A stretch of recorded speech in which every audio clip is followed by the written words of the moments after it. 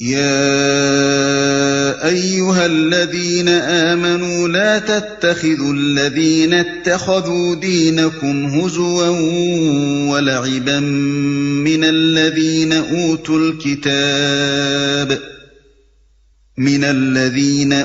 الكتاب من قبلكم والكفار أولياء واتقوا الله إن كنتم مؤمنين۔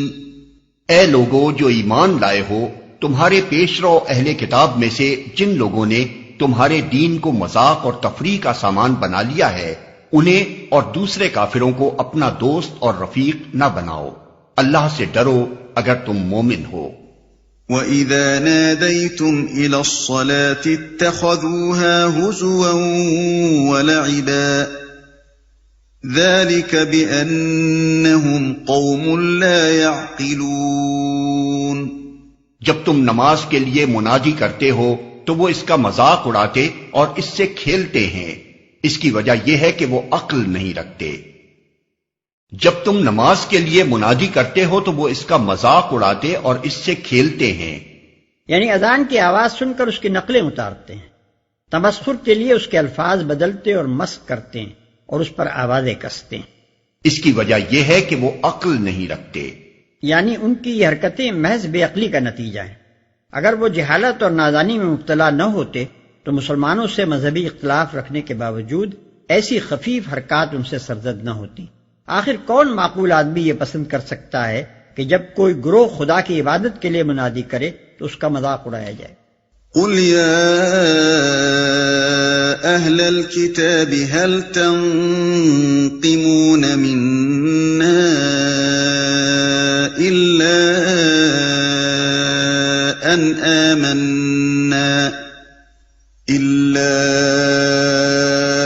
آمنا بالله وما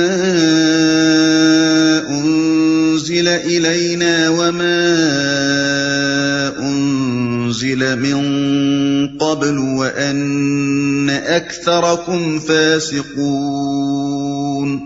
ان سے کہو اے اہل کتاب، تم جس بات پر ہم سے بگڑے ہو وہ اس کے سوا اور کیا ہے کہ ہم اللہ پر اور دین کی اس تعلیم پر ایمان لے آئے ہیں جو ہماری طرف نازل ہوئی ہے اور ہم سے پہلے بھی نازل ہوئی تھی، اور تم میں سے اکثر لوگ فاسق ہیں۔ قل هل أنبئكم بشر من ذلك مثوبة عند الله من لعنه الله وغضب عليه وجعل منهم القردة والخنازير وعبد الطاغوت أولئك شر مكانا وأضل عن سواء السبيل۔ پھر کہو کیا میں ان لوگوں کی نشاندہی کروں جن کا انجام خدا کے ہاں فاسقوں کے انجام سے بھی بدتر ہے؟ وہ جن پر خدا نے لعنت کی، جن پر اس کا غضب ٹوٹا، جن میں سے بندر اور سور بنائے گئے، جنہوں نے طاغوت کی بندگی کی، ان کا درجہ اور بھی زیادہ برا ہے اور وہ سواء السبیل سے بہت زیادہ بھٹکے ہوئے ہیں۔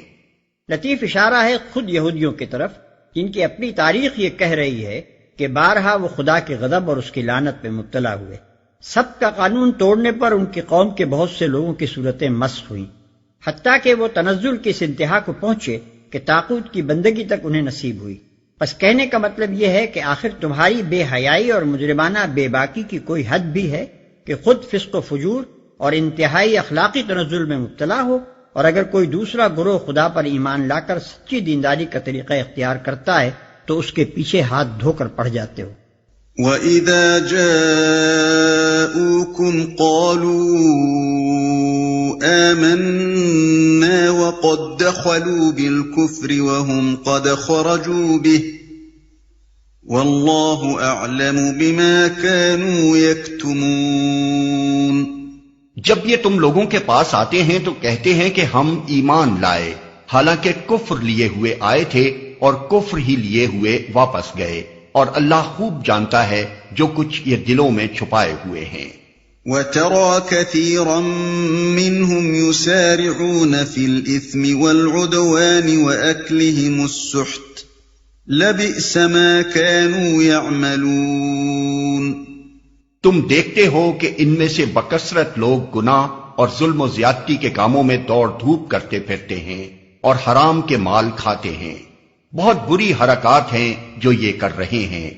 لولا ينهاهم الربانيون والأحبار عن قولهم الإثم وأكلهم السحت لبئس ما كانوا يصنعون.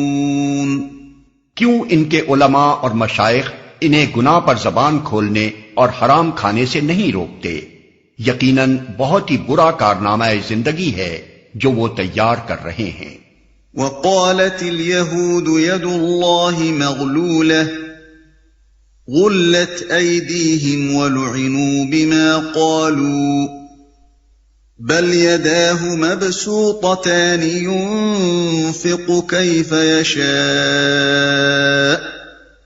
وليزيدن كثيرا منهم ما أنزل إليك من ربك طغيانا وكفرا وألقينا بينهم العداوة والبغضاء إلى يوم القيامة كلما أوقدوا نارا للحرب أطفأها الله ويسعون في الأرض فسادا واللہ لا يحب المفسدین.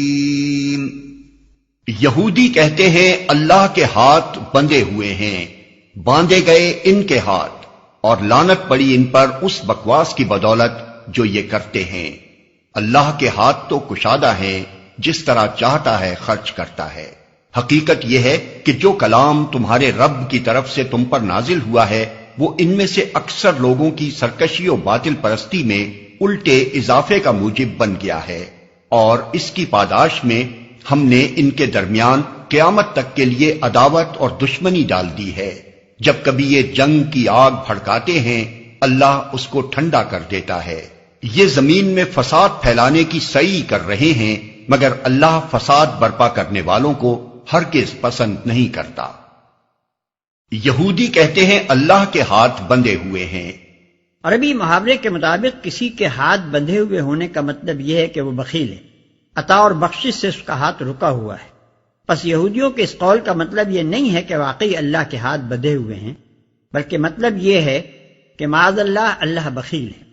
چونکہ صدیوں سے یہودی قوم ذلت و نقمت کی حالت میں مبتلا تھی اور اس کی گزشتہ عظمت محض ایک افسانہ پارینہ بن کر رہ گئی تھی جس کے پھر واپس آنے کا کوئی امکان انہیں نظر نہ آتا تھا.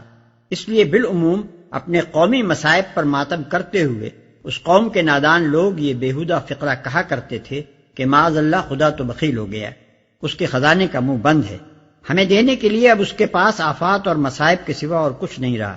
یہ بات کچھ یہودیوں تک ہی محدود نہیں، دوسری قوموں کے جہلا کا بھی یہی حال ہے کہ جب ان پر کوئی سخت وقت آتا ہے تو خدا کی طرف رجوع کرنے کے بجائے وہ جل جل کر اس قسم کی گستاخانہ باتیں کیا کرتے ہیں.